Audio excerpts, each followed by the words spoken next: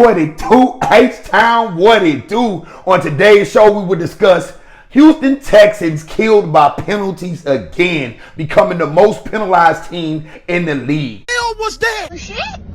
Also, Nico Collins has shut down all the naysayers. He is wide receiver number 1, and he shines again in today's victory against the Jacksonville Jaguars. Give me a hell yeah. And last but not least, head coach DeMeco Ryans must have a come to Jesus talk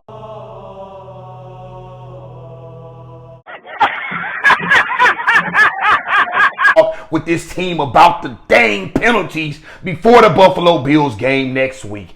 H-Town, get your listening ears ready, strap up your boots, and let's go. Hey, Houston fans, I am so happy.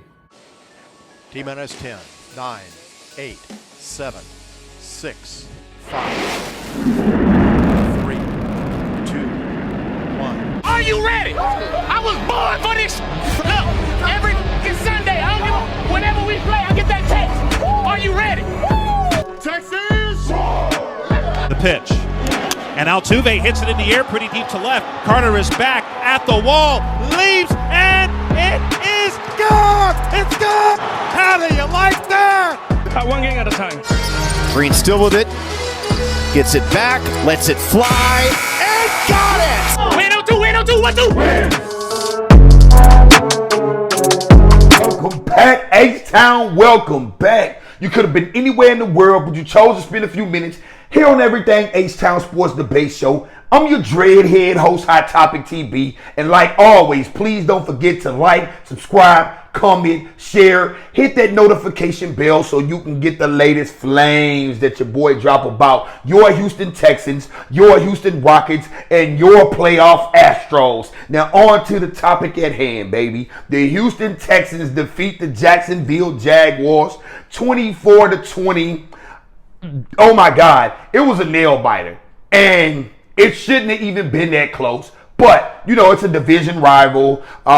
They were fighting for their, I guess, playoff or season lives, period. Jacksonville was 0-3. We were 2-1. They needed a W. Plus, like I said, I guess it heightens the matchup because it's a divisional game. So, Jacksonville Jaguars had to get a W, man, and they still end up losing to the Houston Texans. C.J. Stroud is the hero of this game. He just would not give up, even though we did everything to lose this game. Offensively and defensively, DeMeco Ryans must have a come-to-Jesus moment with this team about these freaking penalties. I am so peed off. Hell was that? All week I've been drunk, excited about this penalized team. Dude, this is the most penalized team in the NFL and the most teams with the most false starts, man. Excuse me. We have the most false starts in the league. We're the most penalized team now in the league. Damn! Like, I don't know what it is. Are the Houston Texans just trying to give the games away? What is it, man? But for this team to be led by a lot of veterans, led by a lot of guys who know how to play the game and play the game the right way, it seems like we just penalized for no particular reason. Why these guys are having brain farts, I do not know. But, like I said, we came through with a victory. We moved to 3-1, and all is well right now. But the Buffalo Bills is up next week. The same team who just skull-drugged the Jacksonville Jaguars the week before. So, you cannot ignore in victory what you will, in a loss, man. You get what I'm saying? So, we have to go back and watch the film. We have to watch the tape. But it doesn't take a rocket scientist to know that Houston Texans shot themselves in the foot on multiple occasions. They were in 2nd and 20, 2nd and 25, 3rd and 30, all these type of, man, I don't know, 3rd and 55. I'm just kidding, but they shot themselves in the foot tremendously. On every occasion they had the opportunity to shoot themselves in the foot, they did. And C.J. Stroud and Nico Collins just continued to chip away, chip away, chip away, chip away. That continuity is very, very strong. Those guys' connection is the best in the league, I believe, right now. Nico Collins is leading all receivers in the league in yardage and maybe in receptions as well, because he had, my boy had 12 today for 151 in a tutty. CJ Stroud was 27 to 40, 345 yards and 2 tutties and 0 picks, baby. So, I mean, they did their thing. The run game was kind of non-existent again. We popped a few with Cam Akers, but this offensive line, for the investments that we have in this offensive line, I mean, it's nerve-wracking, dude. It's nerve-wracking. Let me see how many. You have 2 first-rounders just on the left side. You traded 2 first-rounders for Tunsil. He was drafted first round, 13th overall. Then you have a first round, 15 overall guard in Kenyon Green. Then you have a second round pick invested in Juice Shrugs. Then also you have a nice contract in Shaq Mason. And then you have Titus Howard, who was also a first round, 26th overall pick and got a big bag as well. And these guys cannot seem to pass pro or run pro. I don't know what the heck is going on. What is Bobby Slowick teaching these guys?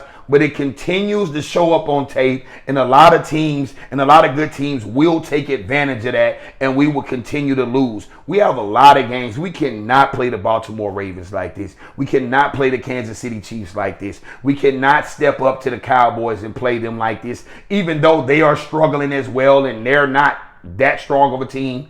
But when it comes to playing a Texas rival, they're going to step up to the occasion. They have a ton of talent as well. So we cannot do this against this first place schedule. It just will not happen. It will not be success. I mean, it would not lead to success. It would not lead to us going to the playoffs. It's gonna be bad, man, when we get up to good teams that are able to capitalize on all the mistakes that we made. Right in the beginning, man, off of a punt return, Steven Sims, muff a punt, put Jacksonville right there. That touchdown wouldn't have even been on the board. But, I mean, we making all these mental errors and we making so many mistakes. The Houston Texans have to correct that. DeMeco Ryans must have a come to Jesus moment with these guys. But let me give you a few more stats. Cam Akers, 13 carries, 53 yards. I will say the defense kept Trevor Lawrence. I mean, we had a lot of pressure on him. We continued to get sacks. The defense did some good things. The secondary needs help. The secondary has been getting toasted and roasted. That young guy from LSU, Brian Thomas Jr., he roasted Derek Stingley. He roasted everybody that he came up one-on-one with. I mean, everyone got toasted. That secondary has struggled. Kamari Lassiter, dude, they just went at that dude like no other. And, I mean, he was behind guys 4 or 5 steps. So the lack of speed showed up from Kamari Lassiter. The lack of speed showed up, like, tremendously. I mean, it was obvious that guy probably did run by the 4.5, 4.6 at a cornerback position. Like I said, the guy's going to be okay. He's a rookie, but he did get toasted on a numerous of plays by Brian Thomas Jr., but so did Stingley. And Stingley is like a 4.3, 4.4 type of guy. So I just say the Brian Thomas Jr. guy is a heck of a player. He's a rookie, so I can only imagine what the guy can turn into when he becomes a vet. But I'm glad for the win. But like I said, you cannot ignore in a victory what you wouldn't ignore in an L, man. So the Houston Texans got to go back to the drawing board.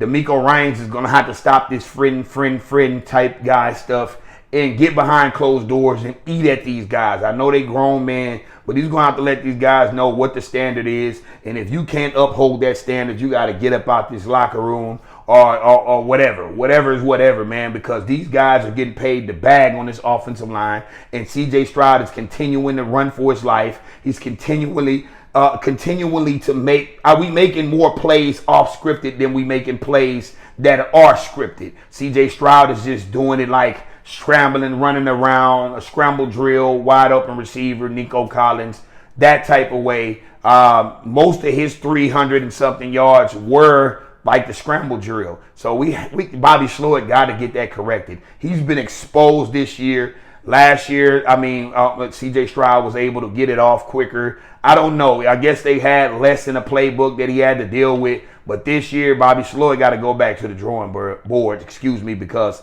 this is not working. This offensive line is not working. The run game is technically not working.